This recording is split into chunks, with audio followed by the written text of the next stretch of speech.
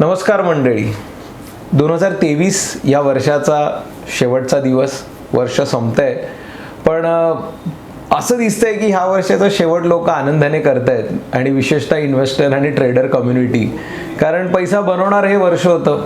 एकंदरीत जगाच्या दृष्टीने, भारतीय अर्थव्यवस्थेच्या दृष्टीने आणि मार्केटच्या दृष्टीने एक ऐतिहासिक वर्ष हे सिद्ध झालेलं आहे. आणि ह्या वर्षाचा एक आढावा म्हणजे वर्षभरात झालेल्या सर्व घडामोडींचा एक आढावा छोटासा म्हणतो ना एक व्हिडिओच्या मार्फत करण्याचा प्रयत्न आहे. म्हणजे वर्षभर तर आम्ही अनेक व्हिडिओज बनवतो, वेबिनार घेतो, इव्हेंट्स करतो, पण त्याहीपेक्षा महत्त्वाचं म्हणजे एकाच व्हिडिओमध्ये जर पूर्ण वर्षाची समरी आली तर नक्कीच आवडेल असा एक आमचा थोडासा विचार होता आणि म्हणून त्या निमित्ताने हा एक प्रयत्न. तर सुरुवात करूया 2023 या वर्षाची एका इंटरेस्टिंग न्यूजने. इनफॅक्ट या वर्षाच्या शेवटी जरी खूप पॉझिटिव्ह न्यूज आल्या तर या वर्षाची सुरुवात मात्र अनेक निगेटिव्ह न्यूजने झाली आणि ती म्हणजे SVB. अमेरिकेमध्ये जे व्याजदर वाढलेले आणि या व्याजदरांचे जे आपण म्हणतो कोलॅटरल डॅमेजेस हे दिसून यायला लागले की एक सिलिकॉन व्हॅली बँक ही डिफॉल्ट करून गेली. साईज वाईज अमेरिकेतली 15वी सगळ्यात मोठी बँक होती आणि हिने डिफॉल्ट केलं. देन अनेक प्रयत्न झाले ह्यांना टेक ओव्हर करण्याचे वगैरे. सो मुळात जे उच्च व्याजदर आणि त्याचे जे परिणाम हे दिसून यायला सुरुवात झालेली होती आणि एक अशी मग शंका निर्माण झाली की जे रिसेशन अमेरिकेबद्दल बोललं जात होतं ते आता वास्तवात आलेलं आहे आणि त्याची सुरुवातच आहे की जसं आपण 2008 मध्ये लेमन ब्रदर्स, तर तशा स्वरूपात हे जाणार की काय अशा सगळ्या एक चिन्ह निर्माण झाली. बट समहाव बऱ्याच नंतर गोष्टी सुधारल्या, पण एक मोठं वर्षाची सुरुवात काही खास नाही झाली. आणि याच दरम्यान जानेवारी महिन्याच्या शेवटी भारताच्या बाबतीत पण अजून एक न्यूज आली, ती म्हणजे अडाणी ग्रुपबद्दलची. हिंडनबर्गने एक जो एक रिपोर्ट केला त्या रिपोर्टनंतर जोरदार अडाणी ग्रुपचे स्टॉक सापडले मार्केटमध्ये. पण त्या म्हणतो ना ते सेंटिमेंट्स निगेटिव्ह झाल्यामुळे फॉल पण आला. बजेट एवढं चांगलं येऊन सुद्धा मार्केट लगेच रिकवर करू शकलं नाही, कारण ग्लोबली पण तेवढा काही खास पॉझिटिव्ह न्यूज नव्हत्या. ग्लोबली अजून निगेटिव्ह न्यूज येणं चालू राहिलं. एका बाजूला जसं आपण आता म्हटलं की SVB एक बँक होती, तसं अजून बँकांची नावं यायला लागली. फर्स्ट रिपब्लिक ही एक दुसरी बँक आहे जी परत म्हणतो ना अशाच प्रकारच्या डिफॉल्टच्या सिच्युएशनमध्ये गेली. आणि याहून सगळ्यात वाईट जी गोष्ट घडली ती म्हणजे क्रेडिट स्विस. म्हणजे ही तर म्हणतो ना वन ऑफ द जायंट, त्याने डिफॉल्ट केलं. देन अगेन परत त्यांना दुसऱ्या ग्रुपने स्विसच्या घेतलं वगैरे. ह्या पण म्हणतो ना प्रॉब्लेम्स येत गेले पण प्रॉब्लेम सॉल्व्ह पण होत गेले. पण हे प्रॉब्लेमची इंटेन्सिटी आणि त्याचे जे सेंटिमेंट्स जे त्यामुळे जे खराब होत होते हे एकदम ट्रिमंडस होतं ह्यावेळी जे ओव्हरऑल 2023 मध्ये दिसून आलं. First calendar year wise first quarter एकंदरीत म्हणजे आपलं भारताचं बजेट सोडलं तर कॅलेंडर इयरचं फर्स्ट क्वार्टर हे निगेटिव्ह न्यूजनेच भरलेलं होतं. मला आठवतं मार्च महिन्यामध्ये overall global markets, Indian market जोरदार आपटले होते. एक चांगला आपला पहिला मुहूर्ताचा सण जो आपण सगळेच सेलिब्रेट करतो तो म्हणजे गुढीपाडवा. 22 मार्चला मात्र आम्ही बोल्ड कॉल दिला एक, तो म्हणजे की सेलिंग थांबली पाहिजे ह्या लेवलला. मला अजूनही आठवतं 16,800च्या दरम्यान निफ्टी आलेलं होतं. यूट्यूबवर व्हिडिओ पण आम्ही टाकलेला की ही लेवल आहे इन्व्हेस्ट करण्याची आणि एक सविस्तर विश्लेषण केलेलं 22 मार्चला की इथून मार्केटमध्ये रिकव्हरी येऊ शकते.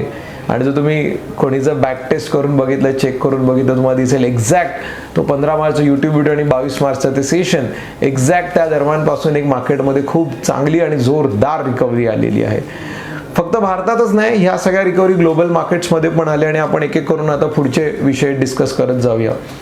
जवळपास 1.5-2 वर्ष इंडियन मार्केट कन्सॉलिडेट झालेलं होतं. Nifty, Sensex, mid cap, small cap सर्व इंडायसेस ह्या कन्सॉलिडेट झालेल्या होत्या. आणि मार्च एप्रिल नंतर एक वेगळं चित्र दिसायला लागलं. लार्ज कॅप तसे सुस्तच राहिले, खूप स्लो वाढत होते, पण मोठ्या प्रमाणात मिड कॅप आणि स्मॉल कॅपमध्ये पैसा यायला लागला. अमेझिंग म्हणजे अशी सिच्युएशन दिसते की म्युच्युअल फंड्स जे प्रामुख्याने रिटेल इन्व्हेस्टर जे म्युच्युअल फंडामार्फत गुंतवणूक करतात हे मोठ्या प्रमाणात मिड अँड स्मॉल कॅप स्वरूपाच्या म्युच्युअल फंडांमध्ये गुंतवणूक करायला लागले. आणि यामुळे जी एक मार्च एप्रिलपासून जी तेजी सुरू झाली आहे मिड कॅप आणि स्मॉल कॅप कंपन्यांमध्ये ही अजून थांबत नाही. आज आपण नुकताच लास्ट डे पूर्ण झाला म्हणजे ह्या कॅलेंडर इयरचा, पण तरीसुद्धा हे ऑल टाईम हायवरच ह्या दोन्ही इंडायसेस आहेत.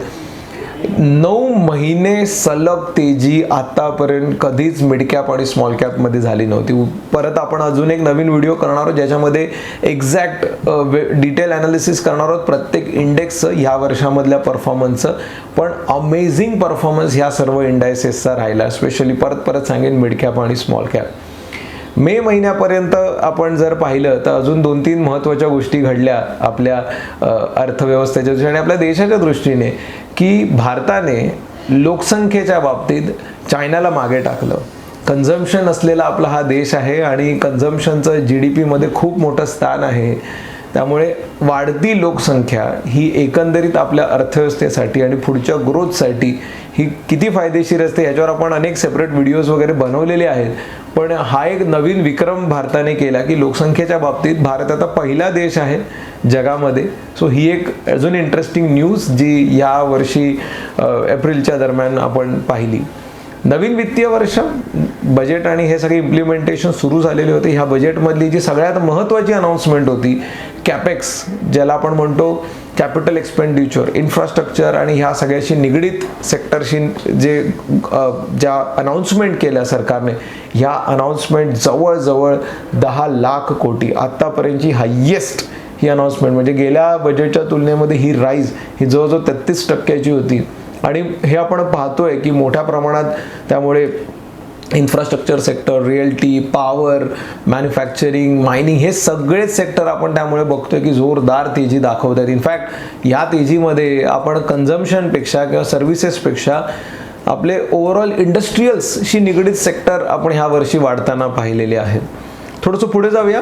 अजून 1-2 म्हणतो ना ह्या गोष्टी म्हणतो एप्रिलपर्यंतचा आपण जर आढावा पाहिला, पण तेजी तर सुरू झालेली होती. तेजी म्हणण्यापेक्षा फॉल आलेला, त्यामुळे आपण म्हणू ही रिकव्हरी सुरू झालेली होती. तेजी तर आपण तेव्हा म्हणणार जेव्हा प्रिव्हियस स्टॉक मार्केटने काढला.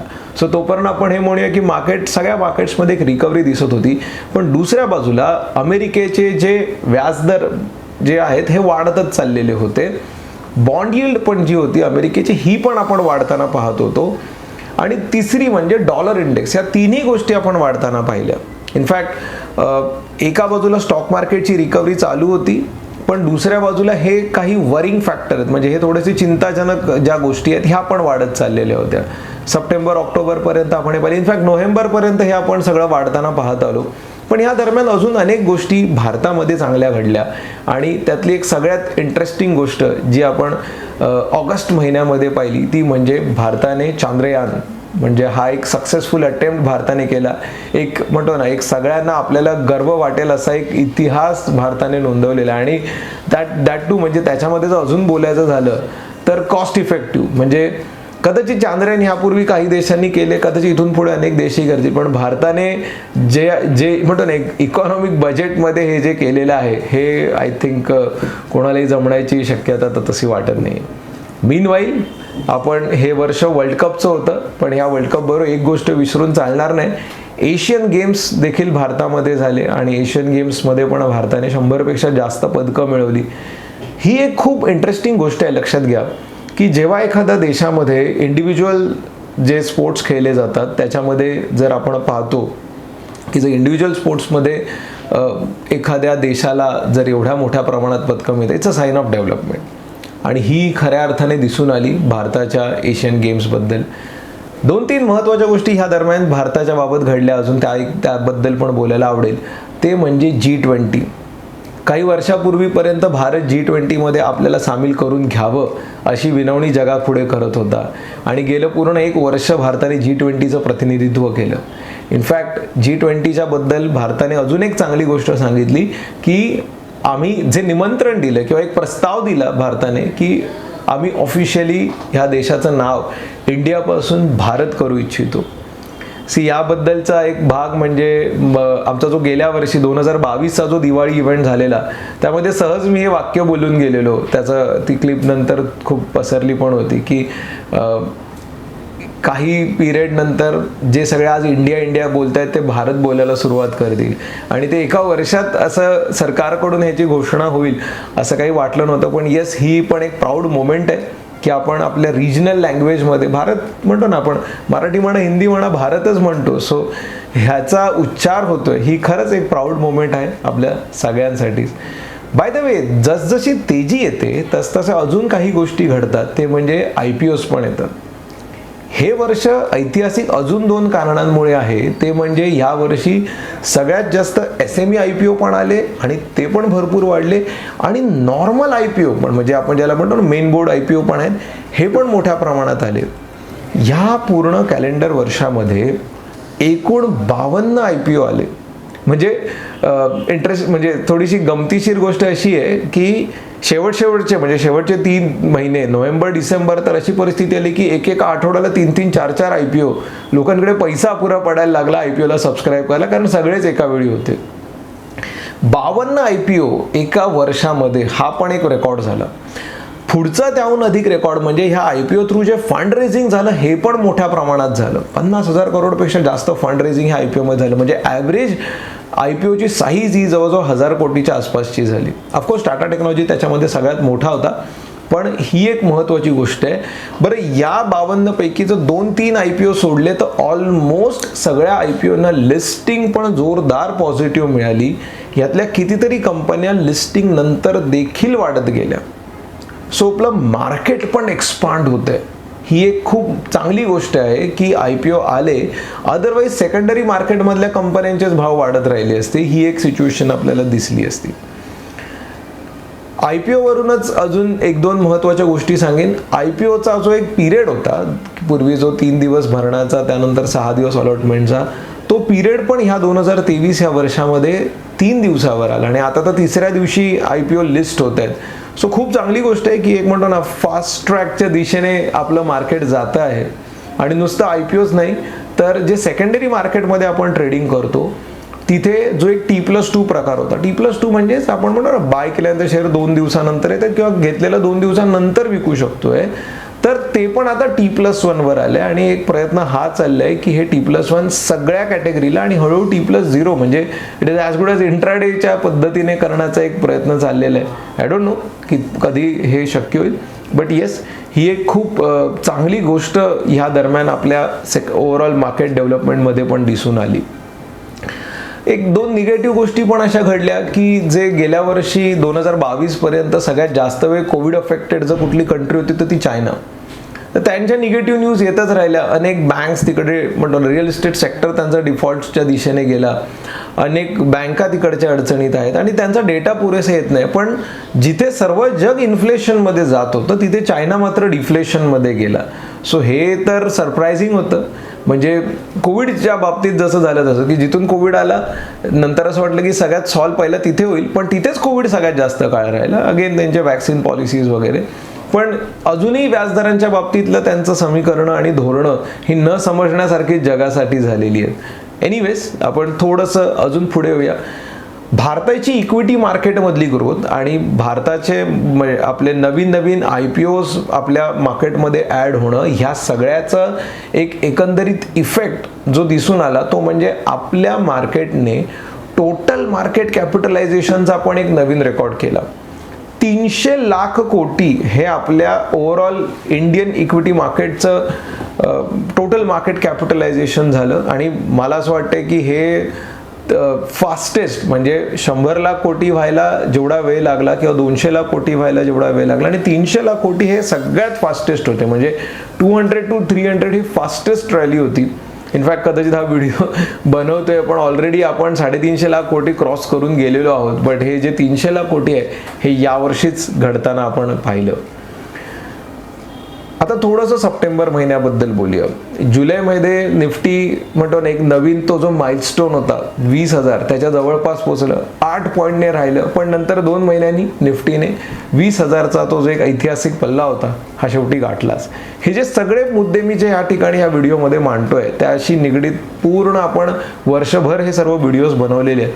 कुठलीही जी इंटरेस्टिंग न्यूज वाटेल त्याच्याशी निगडीत व्हिडिओज तुम्ही ह्या व्हिडिओच्या डिस्क्रिप्शनमध्ये जी मार्केट आउटलुक प्लेलिस्ट दिलेली आहे त्यामध्ये बघू शकता. सो 300 लाख कोटी, अमेझिंग. म्हणजे एका बाजूला आपण GDPचा रेकॉर्ड करतो, एका बाजूला लोकसंख्येचा रेकॉर्ड करतो, एका बाजूला मार्केट कॅपिटलायझेशनचा रेकॉर्ड करतोय, तेजीचे रेकॉर्ड करतोय, IPOचे रेकॉर्ड करतोय, आणि हा पण एक म्हणतो ना एवढं मोठं मार्केट होण्याचा पण एक रेकॉर्ड आपण या वर्षीच केलेला आहे. आता मार्केट एक्सपांड होणार तर बाकी सर्व गोष्टी पण एक्सपांड होणारच. डीमॅट आणि ट्रेडिंग अकाउंट होल्डरची संख्या हा पण एक नवीन विक्रम झाला. 13 कोटी झाली. म्हणजे कोविड पूर्वी जी ही संख्या जेमतेम 2.5-3 कोटीच्या आसपास होती, ती आता जवळपास 13 कोटी.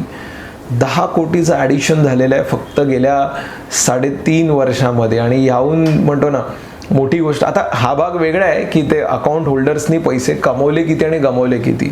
इन्व्हेस्टेड राहिलेल्यांनी ह्या वर्षी तर पैसे नक्कीच कमवले, प्रोव्हाइडेड तुम्ही चांगल्या कंपन्या आणि चांगल्या सेक्टर्समध्ये इन्व्हेस्टेड आहात. ट्रेडिंगवाल्यांचा तर तो शेवटी मार्केटशी काय संबंधच नाही, ते तुमच्या स्किलवर अवलंबून आहे. स्किलबद्दल बोलायचं झालं तर सेबीने एक रिपोर्ट पण ह्या वर्षीच जाहीर केला. ह्या वर्षाच्या सुरुवातीलाच तो रिपोर्ट आलेला की 90% लोक ऑप्शन ट्रेडिंगमध्ये लॉसेस करतात.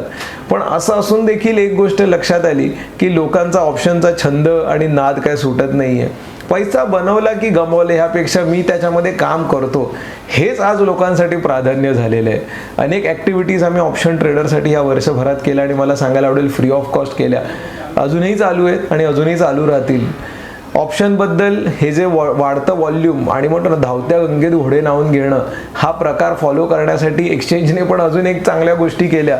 ते म्हणजे एक्सपायरी जी असते ऑप्शन ट्रेडिंगची, जी वीकली एक्सपायरी असते, ह्या पण सॉर्ट आउट करून टाकल्या. म्हणजे BSE आणि NSEच्या मिळून ज्या सर्व एक्सपायरीज पूर्वी कशा फक्त गुरुवारच्या व्हायच्या, पण लोकांना पैसा अपुरा पडतो, मार्जिन अपुरं पडतं, म्हणून प्रत्येक दिवसाला एक एक्सपायरी करून टाकले. म्हणजे मंडे टू फ्रायडे 5 दिवस जे मार्केट चालतं, प्रत्येक दिवशी कुठल्या ना कुठल्या इंडेक्सची एक्सपायरी होतं. मेजरचं सांगायचं झालं तर फिन निफ्टी मंगळवार, बँक निफ्टी बुधवार आणि निफ्टी गुरुवार. मार्चपासून जी मंथली एक्सपायरी बँक निफ्टीची गुरुवारी व्हायची ती पण आता बुधवारची केली आहे. त्यामुळे 2024 पुन्हा एकदा ऑप्शन ट्रेडरसाठी धमाल वर्ष असणार आहे असंच काहीसं दिसतंय. सप्टेंबरमध्ये मार्केटने ऑल टाईम हाय काढला खरा, पण त्याचवेळी अजून 2-3 वरिंग फॅक्टर स्टार्ट झाले. ते म्हणजे बॉन्ड यील्ड परत वाढली USची, डॉलर इंडेक्स वाढली आणि क्रूड ऑइल पण वाढायला लागला. त्यामुळे तो सप्टेंबरचा जो आपला टॉप होता 20 तो काही जास्त वेळ टिकला नाही आणि परत एकदा मार्केटमध्ये काय म्हणूया फॉलच आला. बट अगेन एक गोष्ट जी ऑक्टोबर एंडमध्ये चेंज झाली ती म्हणजे सेंटिमेंट्स परत एकदा बदलायला सुरुवात झाली. की कुठेतरी जो डेटा आला USचा की GDP त्यांचा म्हणतो ना एक कन्सिस्टंटली ग्रो होतो आहे, व्याजदर कमी होण्याचे संकेत फेडरल रिझर्व्हने दिले. इनफॅक्ट त्याच्या आधीच त्यांनी व्याजदर थांबवले. जवळपास गेले 4 त्यांच्या पॉलिसी मीटमध्ये त्यांनी व्याजदर होल्ड केले आणि फायनली त्यांनी व्याजदर कमी होण्याचे संकेत हे नोव्हेंबरमध्ये दिले. पण ते कमी होणार ह्याचं जे आधीच ज्या काही अनाउन्समेंट झालेल्या, त्यामुळे ऑक्टोबर एंड नंतर परत एक जोरदार तेजी झाली. आपल्याकडे पण दिवाळीनंतर एक जोरदार तेजी मार्केटमध्ये पण दिसून आली. सगळेच सेक्टर अक्रॉस सेक्टरमध्ये एक रिकव्हरी पुन्हा दिसून आली आणि हेच बघता बघता आपण पुन्हा एकदा काय म्हणूया नवीन हायच्या दिशेने आलो आणि हे वर्ष नवीन हायमध्ये आपण क्लोज करतोय. पण ह्या दरम्यान 1-2 निगेटिव्ह न्यूज अजून घडल्या, जे जिओ पॉलिटिक्स, जे आपण 2022मध्ये पाहिलं, रशिया युक्रेन युद्ध. तसंच एक युद्ध पुन्हा आपण ऑक्टोबरमध्ये पाहायला सुरुवात केली, ती म्हणजे इस्रायल हमास, एक देश विरुद्ध एक मिलिटंट ग्रुप यांचं एक युद्ध.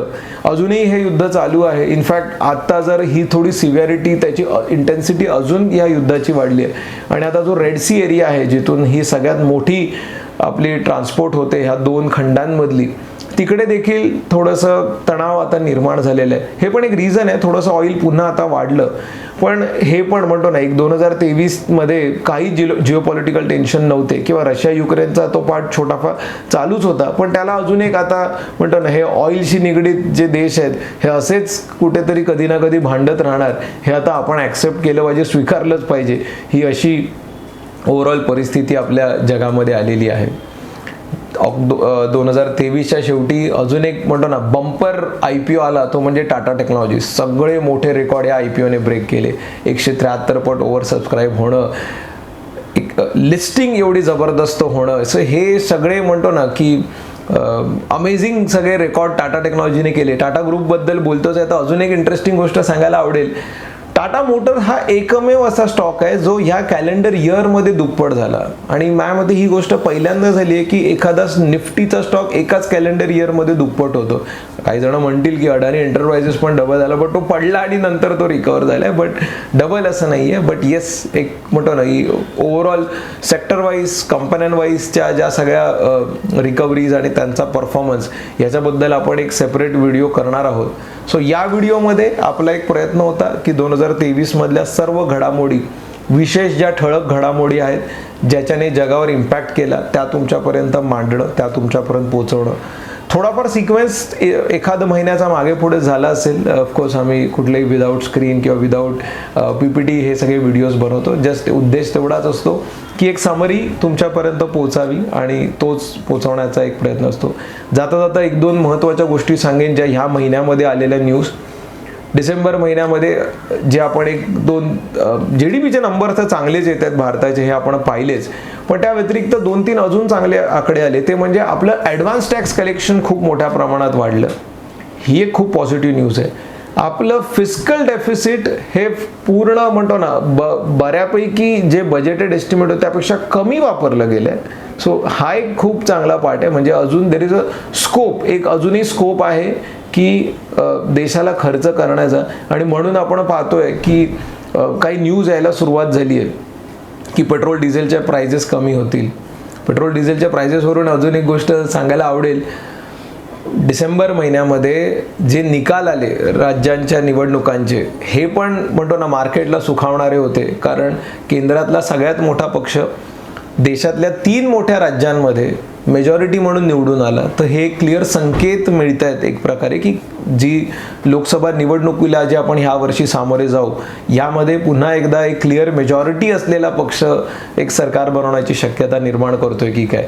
त्यामुळे पण मार्केटला हे नाही फरक पडत की सरकार कोणाचं आहे, मार्केटला मेजॉरिटी आवडते, हे मात्र आपलं आता निश्चित झालेलं आहे. करंट अकाउंटचा जो आकडा आहे हा देखील आपला आटोक्यात आला. इट इज ऑलमोस्ट म्हणतो ना ते जे 4.25% आसपास होतं ते आता 1% खाली आलेलं आहे. सो हे सगळे जे फॅक्टर्स आहेत एकंदरीत आपल्या अर्थव्यवस्थेचे म्हणतो ना एवढी चांगली खिचडी आतापर्यंत कधी बनली नव्हती की एकाच वर्षी जागतिक बाजारांमध्ये, भारतामध्ये एवढ्या सगळ्या पॉझिटिव्ह गोष्टी येतील आणि त्या येत गेल्या. मे बी कदाचित 2023ची संपूर्ण माहिती सांगणारा व्हिडिओ 23 मिनिटाचाच होतोय असा एक छोटासा इशारा माझ्या टीम शूट करणाऱ्यांकडून केला जातोय. So this is it. आणि मी हेच सांगेन की एक छान वर्ष होतं. सरत्या वर्षाकडे नेहमी कृतज्ञतेने पाहायचं असतं. पैसा बनव अथवा न बनव, ह्या वर्षी तो खूप बनलाय. पण मी हे सांगेन की ह्या वर्षाकडे तेवढंच कृतज्ञतेने पाहूया, तेवढंच अभ्यासू वृत्तीने पाहूया. आणि 2024 मध्ये आज अगेन एक इव्हेंटफुल वर्ष असणार आहे. 2 महत्त्वाच्या इव्हेंट्स आहेत. भारताचं पण निवडणूक आहेत, US पण निवडणूक आहेत. तर ह्याला पण म्हणतो ना ह्याच्याकडे देखील तेवढ्याच अभ्यासू वृत्तीने पाहूया. इन्व्हेस्टमेंट चालू ठेवूयाच. पैसा तर लावायचाच असतो, अदरवाईज म्हणतो ना तो उत्साह कसा येणार. आणि ट्रेडिंगसाठी स्किल डेव्हलप करत राहूया आणि छानपैकी 2024चं म्हणतो ना स्वागत करूया. खूप खूप शुभेच्छा ह्या नवीन वर्षाच्या तुम्हाला सर्वांना. धन्यवाद and all the very best.